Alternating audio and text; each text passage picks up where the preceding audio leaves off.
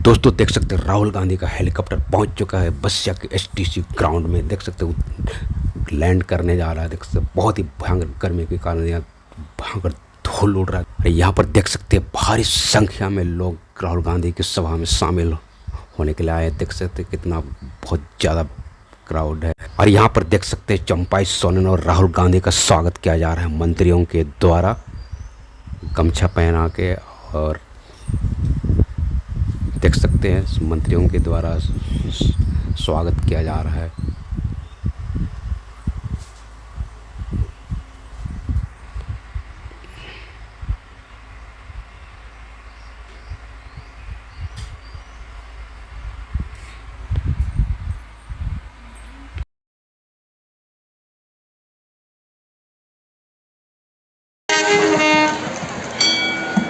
गठबंधन के सीनियर नेता,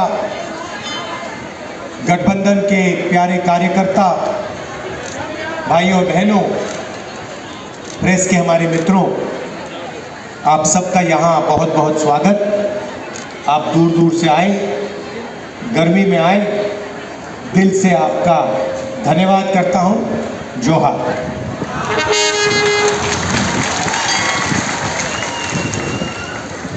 चुनाव जो है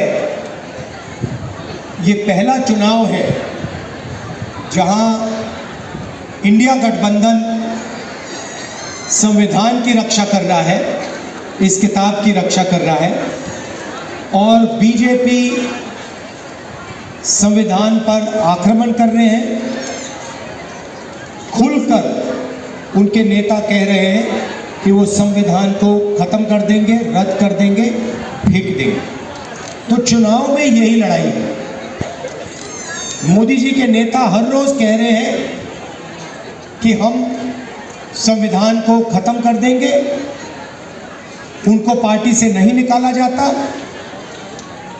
और एक के बाद एक बीजेपी के नेता बयान दे रहे हैं कि अगर हम चुनाव जीते तो संविधान को खत्म कर देंगे, आरक्षण को खत्म कर देंगे। संविधान ने दिया, इसके बिना भेज दे। देश के आदिवासी, दलित, पिछड़े वर्ग के लोग कहीं नहीं रहे। तो यही सबसे जरूरी लड़ाई है। चंपा सोरेन जी, हेमंत सोरेन जी, मैं, कांग्रेस पार्टी के सब नेता एक साथ संविधान की रक्षा कर रहे हैं, आरक्षण की रक्षा कर रहे हैं, पब्लिक सेक्टर की रक्षा कर रहे हैं। और बीजेपी के लोग इस पर आक्रमण कर रहे हैं, इसको खत्म करने की कोशिश कर रहे हैं। तो हम सबको मिलकर संविधान की रक्षा करनी है। पहली बात यह, बीजेपी के लोग आदिवासियों को वनवासी कहते हैं। आदिवासी हम कहते हैं, गर्व से कहते हैं, आदिवासी का मतलब वो लोग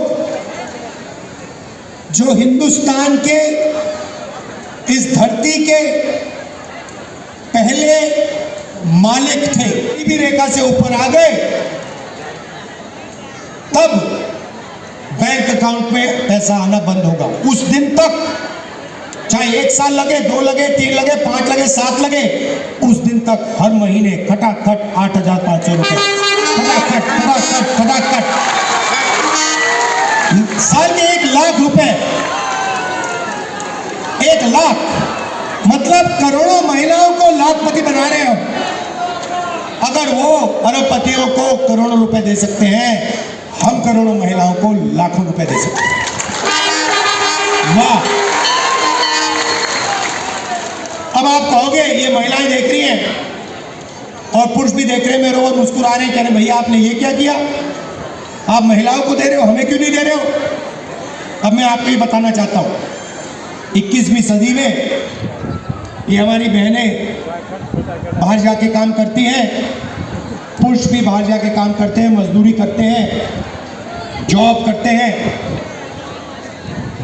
मगर अगर बाहर स्त्री और पुरुष 8 घंटे काम करते हैं तो घर में महिलाएं 8 घंटे और काम करती हैं। ये शायद पुरुषों को बात अच्छी ना लगे, मगर अगर आप 10 घंटे काम करते हो तो महिलाएं 20 घंटे काम करती हैं। घर में काम, बच्चों की देखभाल करती हैं, हिंदुस्तान के भविष्य की रक्षा करती हैं। इसीलिए उन 8 घंटों के लिए जो वो घर में काम करती है, हमारी सरकार उनके बैंक अकाउंट में 1 लाख रुपए डालने जा रही है। गरीब परिवारों में आदिवासी होंगे, दलित होंगे, पिछड़े वर्ग के होंगे, ज्यादा से ज्यादा आदिवासी होंगे, करोड़ों आदिवासी परिवारों के नाम आएंगे। उनमें से एक महिला का नाम चुना जाएगा, हर परिवार में से एक महिला का नाम चुना जाएगा। जैसे हमारी बहनें आई हैं, और फिर उन महिलाओं के बैंक अकाउंट में, करोड़ों महिलाओं के बैंक अकाउंट में साल का 1000 रुपए नहीं, 10,000 नहीं, 50,000 नहीं, 70-80 हज़ार नहीं, साल का 1 लाख रुपया हम डालेंगे। ऐसा काम किसी भी देश में नहीं किया। हम करोड़ों महिलाओं के बैंक अकाउंट में साल का 1 लाख रुपया डालने जा रहे हैं भाई और बहनों। ये जो हमारी बहनें आई हैं, इनके खाते में हर महीना 8,500 रुपए खटाखट खटाखट खटाखट खटाखट, साल का 1 लाख। और भाई और बहनों, उस दिन तक पैसा जाएगा जब तक ये परिवार गरीबी रेखा से नीचे रहेंगे। और फिर आपसे आगे वोट मांगते हैं। क्या समझ रखा है उन्होंने? कि आप इस बात को नहीं समझोगे कि हिंदुस्तान की राष्ट्रपति का 2 बार उन्होंने हिंदुस्तान के सामने, दुनिया के सामने अपमान किया है। तो ये उनकी सोच है। मध्य प्रदेश में इनके एक नेता ने आदिवासी युवा पर पेशाब किया और पूरे हिंदुस्तान में वीडियो फैला दिया। इनकी सोच बदल नहीं सकती। इनकी सोच बहुत पुरानी है।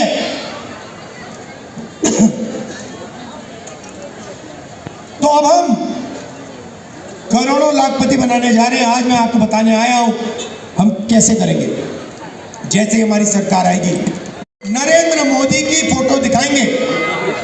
आप ही अपने आप से पूछो, नरेंद्र मोदी जी की फोटो दिख रही है, मीडिया पे 24 घंटा आ रहे हैं, मगर आदिवासी की कोई आवाज नहीं, पिछड़ों की कोई आवाज नहीं, दलितों की कोई आवाज नहीं, किसानों की कोई आवाज नहीं, मजदूरों की कोई आवाज नहीं। ये हो क्या रहा है? मीडिया में अदानी जी दिखते हैं, अंबानी जी दिखते हैं, मोदी दिखते हैं, गरीब कोई नहीं दिखता। नरेंद्र मोदी जी ने राम मंदिर का उद्घाटन किया। नरेंद्र मोदी जी ने नए पार्लियामेंट बिल्डिंग का उद्घाटन किया, धूमधाम से किया। सारे के सारे मीडिया दिखा रहे थे नई पार्लियामेंट बिल्डिंग, चमकती हुई पार्लियामेंट बिल्डिंग। राष्ट्रपति आदिवासी है। आपने हिंदुस्तान की राष्ट्रपति को पार्लियामेंट हाउस में देखा? नहीं देखा। आपने हिंदुस्तान की राष्ट्रपति को राम मंदिर के इनॉग्रेशन में देखा? नहीं देखा। क्योंकि आदिवासियों के लिए कोई जगह नहीं है इनके दिल में। ये आपका इस्तेमाल करना चाहते हैं, मगर इनके दिल में आपके लिए कोई जगह नहीं है। कहते हैं कि हमने आदिवासी राष्ट्रपति बनाया। अच्छा, आदिवासी राष्ट्रपति बनाया तो जब आपने पार्लियामेंट हाउस खोला तो उस राष्ट्रपति जी से क्यों नहीं खुलवाया? मोदी जी का काम नहीं है पार्लियामेंट खोलना, राष्ट्रपति का काम है पार्लियामेंट हाउस का इनॉग्रेशन करना। मोदी जी ने राष्ट्रपति जी को परे किया। यहां पे इस जमीन पर आदिवासी लोग रहते थे। ये जमीन जो है, ये जंगल, ये जल उनका हुआ करता था। आदिवासी शब्द का मतलब ये भी है कि जो पहले मालिक थे उनको जमीन पर, जल पर, जंगल पर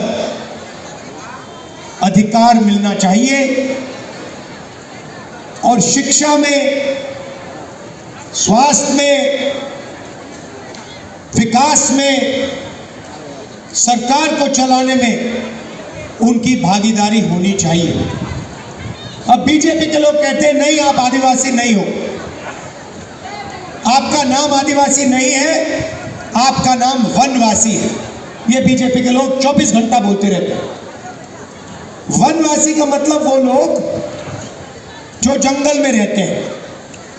बीजेपी ने आपको ये नाम इसलिए दिया है क्योंकि वो आपको अधिकार नहीं देना चाहते हैं,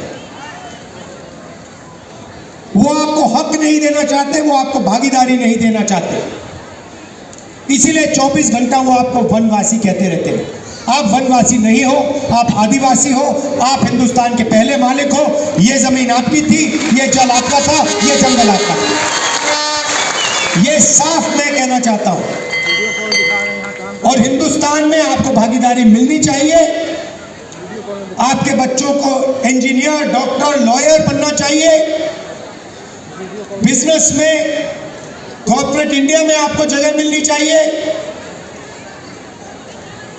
ऐसा ही हिंदुस्तान हमें चाहिए। बीजेपी कहते हैं आप वनवासी हो और फिर पूरा का पूरा जंगल वो अदानी को देते रहते। 24 घंटा अदानी के हवाले वो जंगल करते रहते, जंगल देते रहते। आप ही सोचिए इन्होंने आपको ये नाम क्यों दिया। एक तरफ आपको कहते हैं आप वनवासी हो, दूसरे तरफ वन को, जंगल को खत्म कर रहे हैं।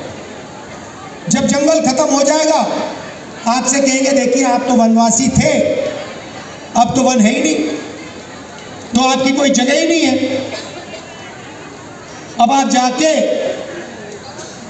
दूसरे प्रदेशों में मजदूरी करो, दूसरे लोगों के गुलाम बनो। आपको हम कोई अधिकार नहीं देना चाहते, ये है उनका लक्ष्य।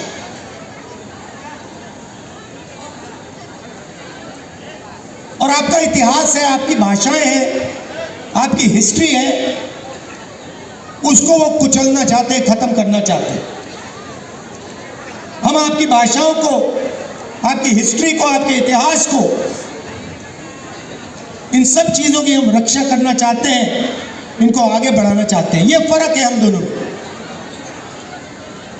और भाइयों और बहनों, जो भी वो करते हैं अरबपतियों के लिए करते हैं। उनके 22-25 मित्र हैं, अदानी, अंबानी जैसे,